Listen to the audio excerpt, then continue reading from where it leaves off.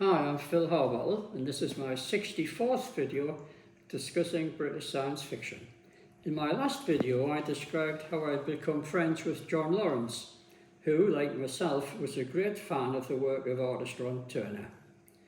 More significantly, in 1985, Turner had agreed to John acting as his new agent, and had expressed his readiness to create artwork for any new science fiction comic strips I could create for him based on the stories of John Russell Fearn. John and I agreed to publish a new comics fanzine, GRF Presents, as the vehicle for a continuing science fiction serial featuring our new character, Nick Hazard, Interstellar agent.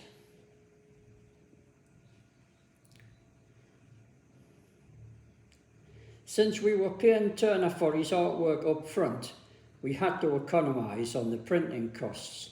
We decided on a small A5 format of 32 pages done in black and white with the card cover overprinted in red.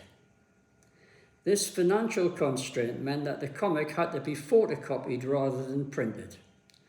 John undertook the responsibility for getting the copies collated and printed, at which he proved remarkably adept, whilst my past experience with having edited a professionally printed magazine, Vision of Tomorrow, meant that I was equally adept at preparing camera-ready copy for the textual content. Here we see the first 3 issues containing my 3-part Nick Hazard origin story, Mission to Vorga. They were published bi-monthly, beginning in September 1985. I'd based my story on Fearn's novelette, Special Agent of Venus, is by Thornton Ayre, in the October 1940 issue of Fantastic Adventures. You see that magazine here. Fantastic Adventures. And there's the story that I adapted for the comic strip. Special Agent of Venus, Fearn writing as Thornton Ayre. Frank R. Poole illustration.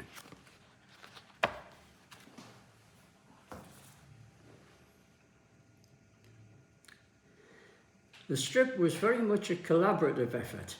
I typed out the initial script, broken into numbered panels.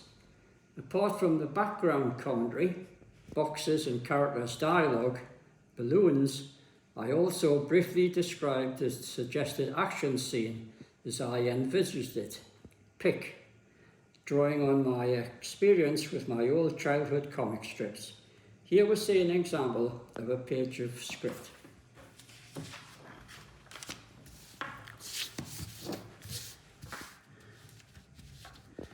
There's each panel.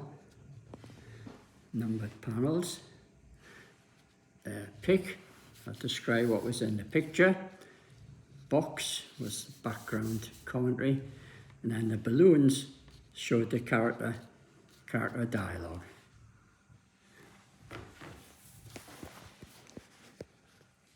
And that was the script that was first sent to John Lawrence, who was the actor's editor. Now at this stage, I was envisaging the story as I myself might have drawn it. But of course now the artist was to be the great Ron Turner, who of course had a free hand to draw as he envisaged it. John had spent decades collecting and studying all Ron Turner's comic strips, so he knew Turner's technique much better than I did at that time. Whilst I had collected all Turner's pocketbook covers, I was still discovering his comic strips. On reading my script, John was able to discern at once which scenes would be likely to be of the most interest to Turner and how he might interpret them.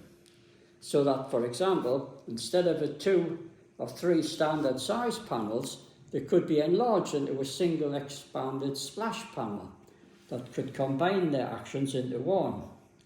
So John would devise a new layout for each page, which he passed to Turner along with my script. John collected the completed artwork for each issue and then mailed me a photocopy of it. It is states the artwork was executed without any lettering. Here we see some examples.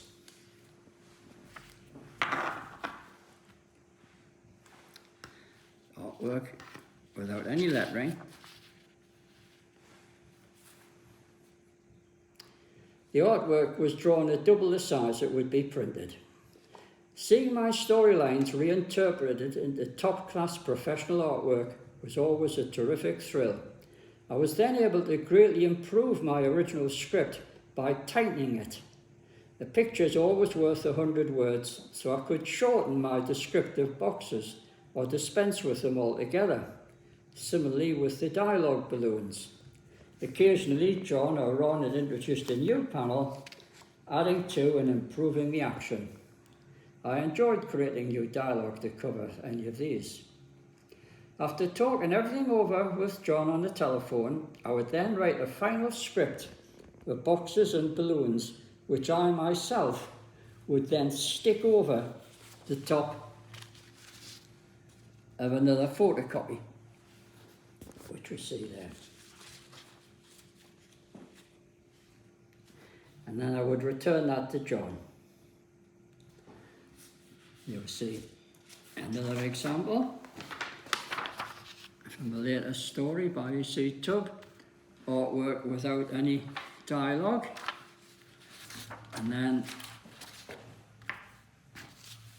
I would patch in, stick over the dialogue.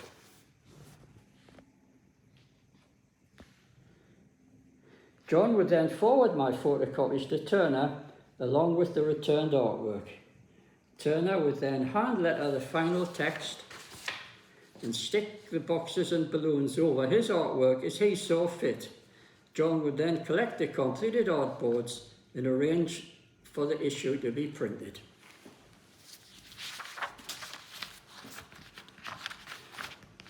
And let's have a look at the actual magazine. First issue. Now each issue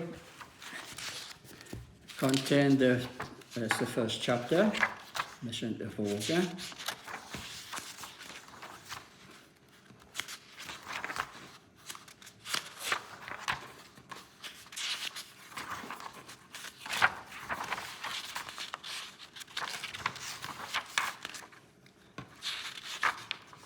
Contrived the installments to end on a cliffhanger, and then the rest of the issue, apart from the odd advertisement, would consist of a reprint of the Ron Turner Spaces, reprinted from the 1950s Lone Star, later Spaces comics and annuals.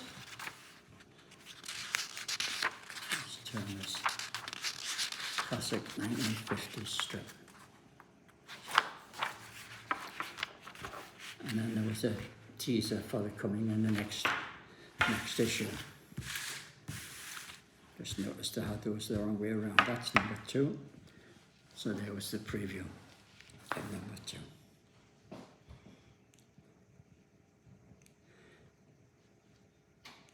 Both John and I distributed discounted copies to a handful of comic shops or second-hand fantasy book dealers that we knew. There you see some of the shops that were distributing the magazine, and second-hand bookseller at famous fantasy centre in London.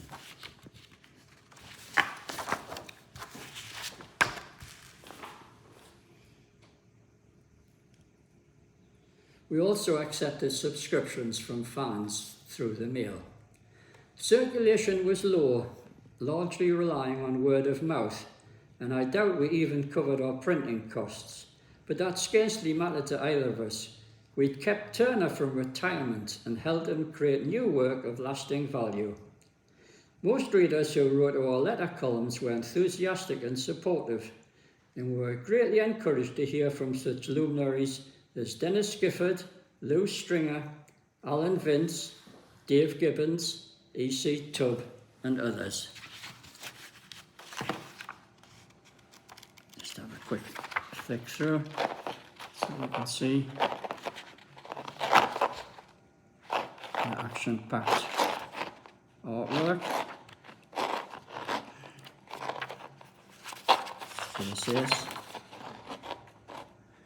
There's the letters column with the heading done by Turner. As you can see, we've had quite a few letters from those people I mentioned. Mostly comics professionals and well-known collectors.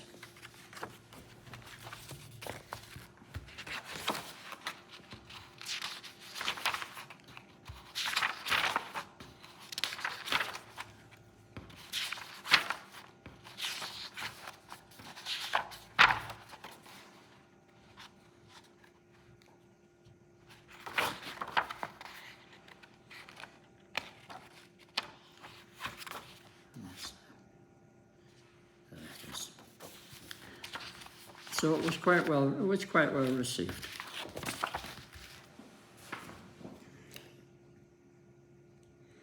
Now I devised a much longer and more ambitious follow-up serial, Invaders from Time, which I'd freely adapted from another Fern pulp novelette, Lords of 1916, from the June 1938 issue of Thrilling Wonder Stories. There we see the vintage pulp, June 1938 issue, American magazine Thrilling Wonder Stories, and the next story, Invaders from Time, which we see there, that was to be adapted from Lords of 1916. Had illustrations by Hans Wessor.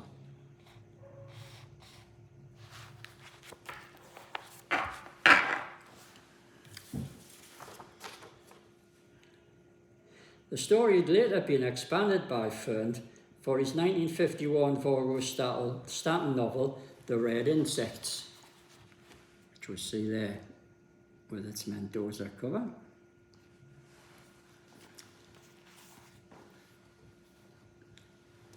However, both versions of those were set entirely on the Earth, so I had to create an entirely new and original storyline to move the action into interstellar space and adventuring on alien planets to fit the Nick Hazard formula.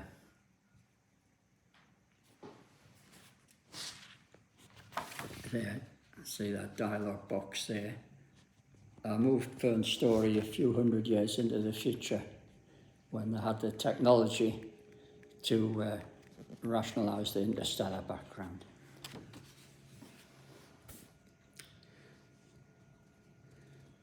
When we saw Turner's preliminary sketches for the next story, Invaders from Time, both John and I realised that it was very likely to attract the interest of a professional publisher, so we decided to have it drawn in the larger standard comic book size. Sure enough, on seeing examples of our published work and Turner's preliminary sketches for the new story, Titan distributors expressed interest in handling both UK and US distribution. But before Ron could begin work, he was commissioned by IPC to draw some new Dan Dare strip stories for an Eagle Summer Special and a Dan Dare annual.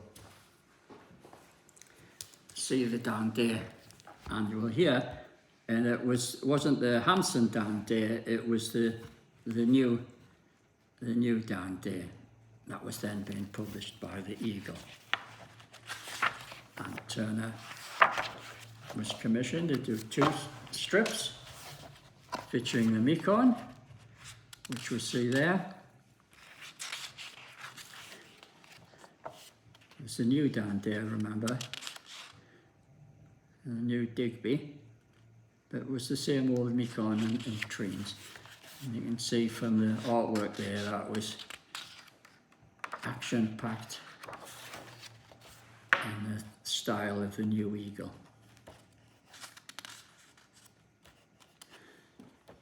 Turner's Dan Dare bore more than a passing resemblance to Nick Hazard, which he was drawn at the same time. And there's the second story in that issue, which we see there.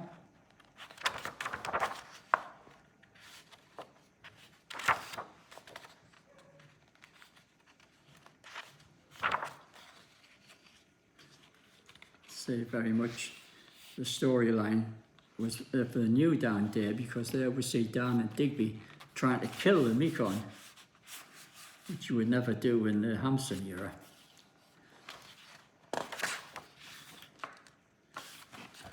What's that?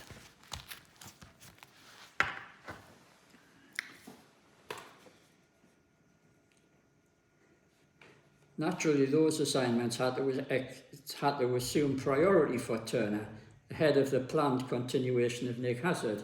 So to give us time to prepare the new story, John and I put out a fourth holding issue of GRF Presents, which we see here.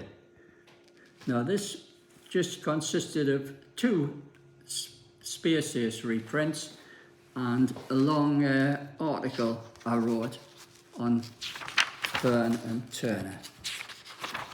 So there's the Space Ace, there's the article on the Fern and Turner, showing the sky and covers, which we've seen in earlier videos.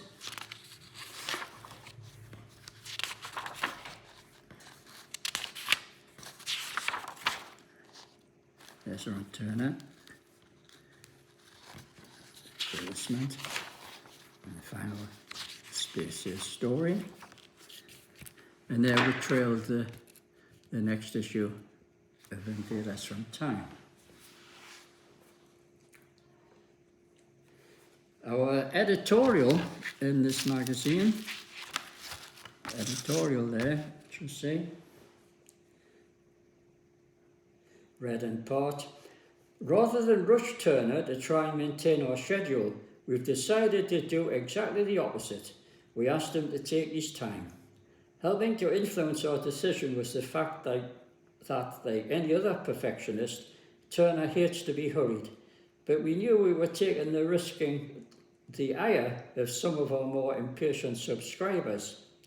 As we write this, the Hazard story Invaders from Time has just been completed, and frankly we feel we should be permitted to pat ourselves on the back for our editorial decision. Quite simply, Invaders from Time is the finest science fiction artwork we've seen in years, and we think the storyline is definitely our best yet.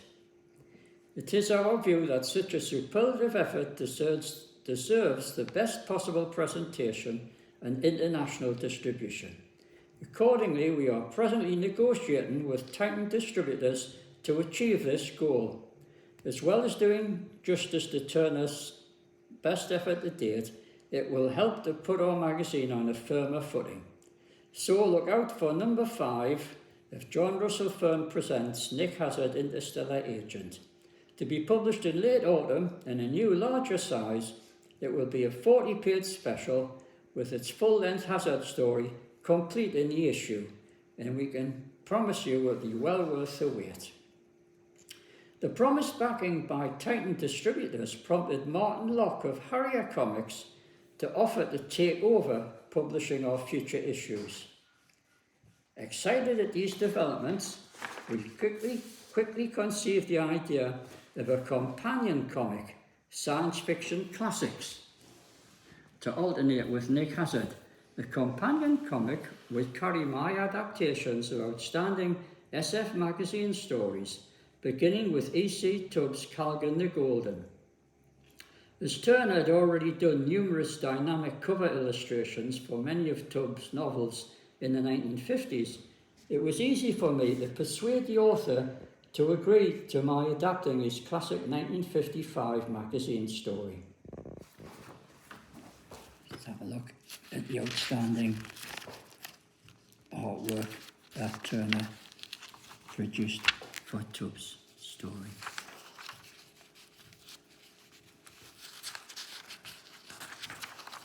Perfect illustrator for Tubb as he was for Fern.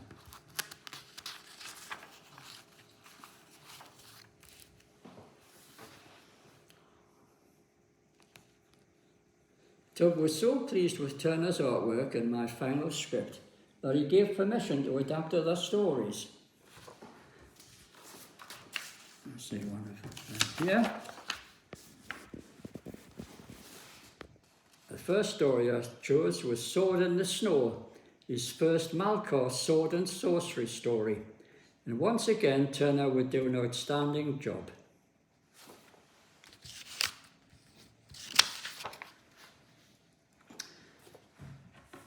Now in a peak of high productivity, I quickly followed it with the next Nick Hazard adventure, Planet of Doom, which we see the opening page there. That's the second page.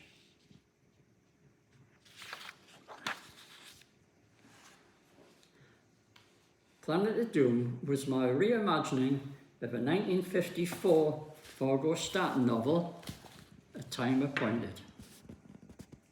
Originally set on Venus, this story was extensively revised and rewritten by me to give it an interstellar background, but it was still faithful to the core Fern story, which he himself had extensively revised from his own earlier short story, Mystery of the Martian Pendulum, in the October 1941 Amazing Stories. See that pulp here? October 1941 Amazing Stories. And there's Fern's novelette. It's also an illustration from it.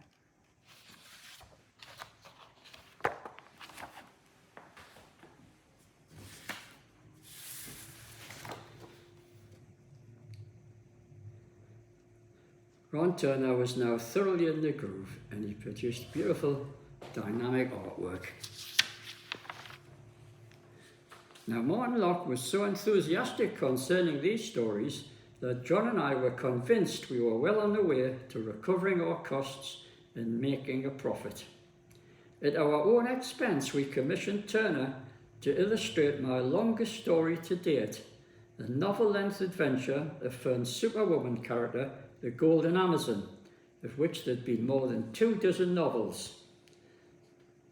Some of you may remember seeing that in an earlier video I did on the Golden Amazon. Our graphic novel version of the Amazon was being completely faithful to Fern's text, was set many years on in her career. There we see the opening 2 pages.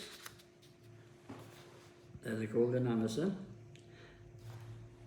I actually scripted this from the 7th novel in the series, Conquest of the Amazon, wherein the Amazon, previously a loner and somewhat of a man-hater, was made to team up with a new character, Abner, a descendant of Atlantis, who's just as intelligent and strong as she was.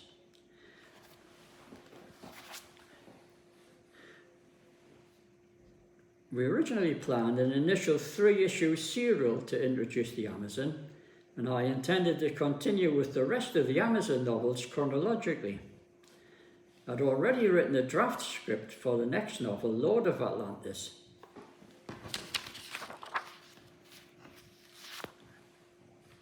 And I'd also written the next 3rd new Nick Hazard adventure, Chameleon Planet.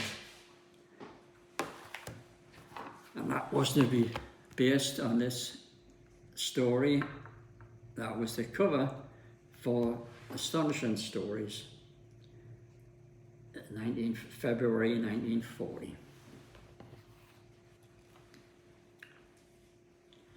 Now, we'd worked flat out all through 1987, and as the year ended, we had our first 2 comics, which we see there, about to be published internationally. The next 2 were already finished, and another 3 were nearing completion. It was a heady prospect, and one that looked bright when Harrier Comics finally delivered our first 2 issues in January and February 1988. Now that Harrier had taken over as the publisher, our imprint of GRF Presents was dropped, and the comic was now simply Nick Hazard, Interstellar Agent. And its companion title, Callaghan the Golden, was identified, as you see at the bottom there, as SF Classics #1. Now, printed in Canada these were of excellent standard. There we see we're announcing the future publications, the Golden Amazon and the Nick Hazard, Planet of Doom. So everything looked fine. What could possibly go wrong? Well, alas, just about everything.